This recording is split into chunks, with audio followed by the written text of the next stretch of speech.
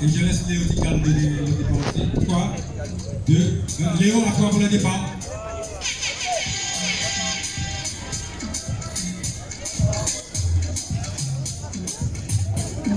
Bonne randonnée pédestre à nos amis marcheurs. Ok, ici. 3, 2, 1. C'est parti.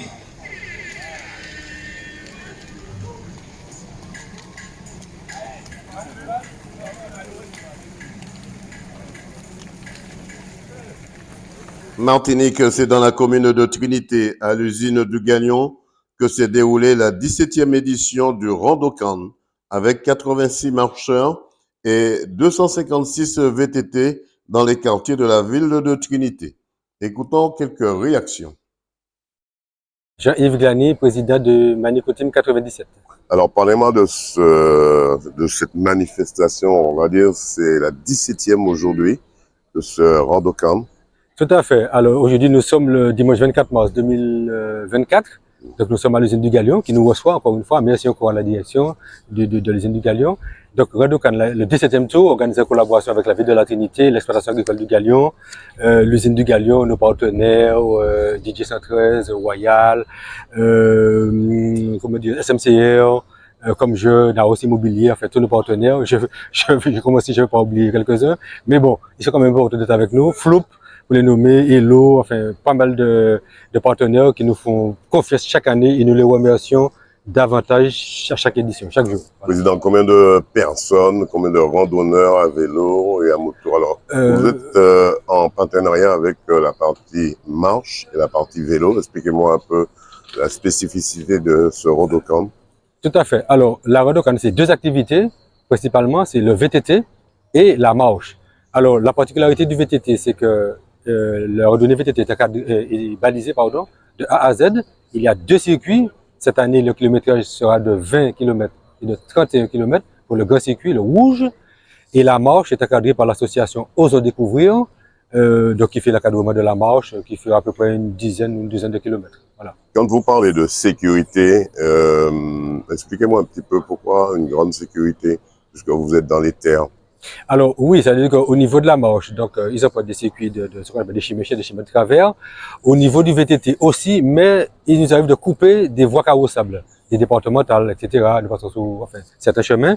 Et nous sommes obligés donc de déposer la déclaration avec avoir un arrêté. Et bien entendu, nous avons des signaleurs qui sont là pour encadrer les randonneurs en VTT pour pallier à la sécurité, pour prévenir, donc pour pouvoir les sécuriser pour traverser les routes. Voilà. Vous passez à travers les terres de propriétaires aussi. Tout à fait. Là, oui. Il y a l'autorisation. Absolument. Les terres du Galion, de l'exploitation agricole du Galion, des champs de bananes, etc. Donc nous remercions tous ces propriétaires terriens qui nous font confiance, qui nous donnent l'autorisation gracieuse de passer sur leurs terres. Bien entendu, nous devons laisser en l'état comme nous avons trouvé. Donc nous demandons toujours à nos participants de ne pas lâcher des déchets.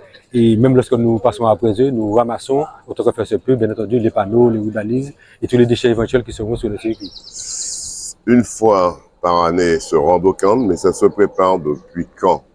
Eh bien, je me rappelle que l'année dernière, lorsqu'on s'était vu à la merveilleuse au premier ravitaillement, tu avais posé la question. Eh bien, Randocan se prépare un petit peu, on va dire 8 mois avant, pratiquement avant les vacances. Lorsqu'on a fini cette Randocan, on va commencer à réfléchir très sérieusement à partir du mois de juillet, août. On va dire commencer à travailler, à peaufiner le circuit, nos partenaires, notre organisation, en ce sens. Voilà. Ça sera la 18e édition. Eh bien oui, ce sera la 17e édition, voilà, entendu, pour l'année prochaine. Mais pour l'instant, nous allons savourer ce 17e tour, parce que nous avons été magnifiques jusqu'à maintenant, et tout le monde est prêt pour se lancer à travers les traces en vélo, en VTT ou en marche.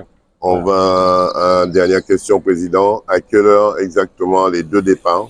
Alors, la marche se fait, le départ de la marche se fait à 7 heures précises, et le VTT va partir à 7h15.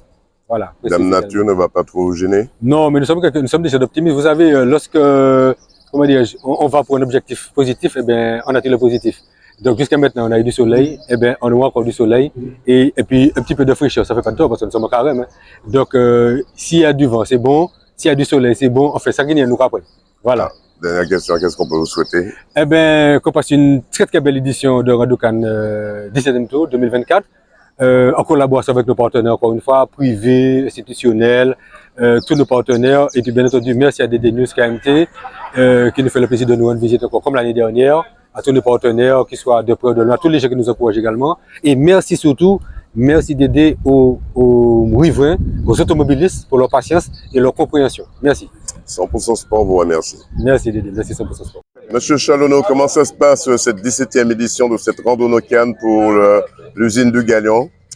Eh bien, plutôt bien, parce que je suis arrivé il n'y a pas si longtemps, donc plutôt bien et ça ne devrait que bien se passer. C'est votre première participation, on va dire. Absolument. Alors, on espère que la 18e édition, vous serez vraiment en plein dedans. L'usine de Galion, on va dire, l'usine du Galion s'engage depuis 17 ans à avoir ce départ ici. C'est un privilège pour vous. Oui, absolument, absolument. Ça permet de faire, entre guillemets, rayonner le Galion, même s'il rayonne déjà naturellement du fait qu'on soit la seule sucrerie. Voilà. Et puis ça permet également de promouvoir le sport, comme on pourrait dire, avec notamment le VTT et la marche. Qu'est-ce qu'on peut vous souhaiter pour cette année 2024? Une bonne campagne sucrière, avec beaucoup de sucre pour les Martiniquais.